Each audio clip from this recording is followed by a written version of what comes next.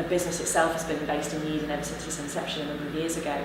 It does create its challenges. I think it's not the hub of talent in IT, so we have to go some way to attracting good people to come and work in Yeadon, but we do manage to do that, and in some ways it has its advantages because not everybody wants to work in a city.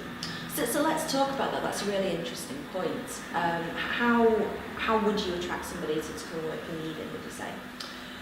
Do you know, it's getting harder, and I think it's getting harder because the digital revolution of Leeds, which is awesome, and I think we should all be proud of what's happening. So much going on, isn't there? Tons going on. It's brilliant, and it has its advantages, and it's actually massaging that whole talent pool for us.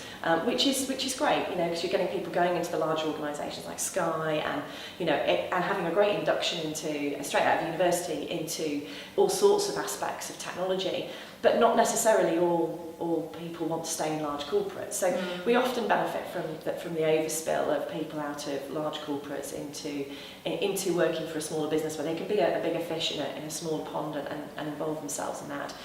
But actually, we have to go a little bit further than just benefiting from that overspill. I think culture is a huge part of that for us, and how we developed our culture around making everybody feel included and involved in everything we do. So we have 3 values: open, supportive and innovative.